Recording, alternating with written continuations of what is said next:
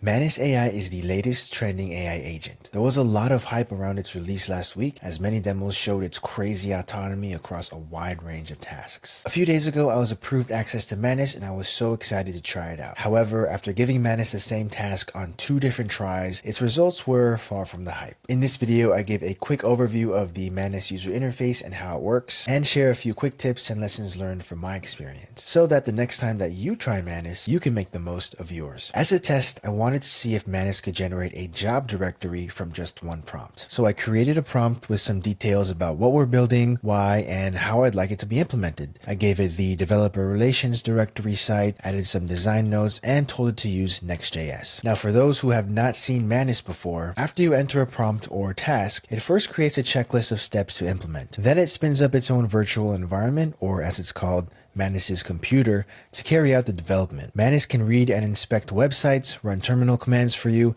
and of course write code. Here you can see Manus checking out the website that I provided for design inspiration. Manus keeps track of all of its tasks on the left, and on the right you can see Manus's computer, where you can either watch it work live or step forward or backward through its completed tasks. Below Manus's computer there are timestamps, so you can actually see at what time certain tasks were completed. You can view all the files it generates up here, and in the sidebar set some rules for Manus to follow. You can also chat with Manus while it's working, and it will immediately integrate your input into its plan without stopping development. After my initial prompt, everything was going pretty well until about 27 minutes in. This is when we started to run into issues. Manus was trying to build the application but kept running into errors. It tried to build the app 5 times in total but could not get past very similar errors each time. After the 5th build, we ran into the context limit, and Manus told me to start a brand new task. However, due to service congestion, all users of Manus are only allowed 1 task per day, so I could not use Manus for another 24 hours. So after this first attempt, I figured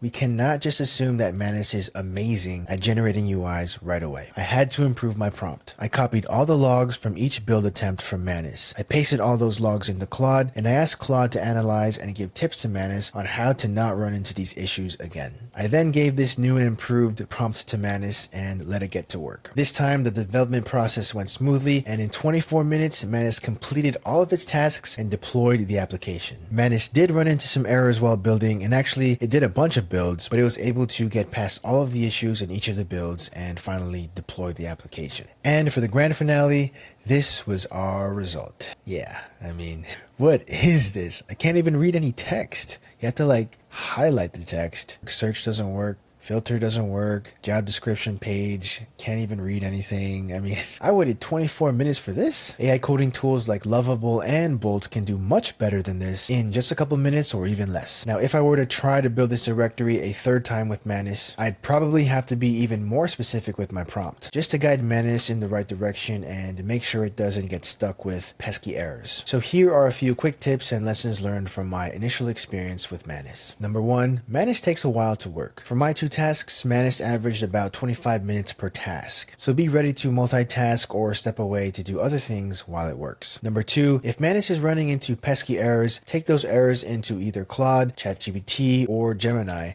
and ask them how to fix or prevent those issues from occurring, and then give that feedback back to Manus. This will save you from adding more to Manus's context window and extend your usage limit for this task. Number 3, Manus is not very good at generating UIs just yet, and at least for the type of UI that I asked for in my prompt. I would say in your prompt, try to frame Manus as an expert in whatever it is you're asking Manus to do. For example, you can say something like, you are an expert in UX directory design, or you are a software architect specializing in design patterns. And then after that, proceed to fill out the rest of your prompt. Feel free to specify links in your prompt, screenshots, documentation, and any other kind of design or coding guidance. Number 4, feel free to chat with Manus while it's working if you need to clarify anything, ask any questions, or add additional features. This is a pretty cool feature because in other AI coding tools, while the agent is working, if you have a question, you have to wait till the agent is done or interrupt the agent, then ask your question. Here we can ask questions and not worry about interrupting the flow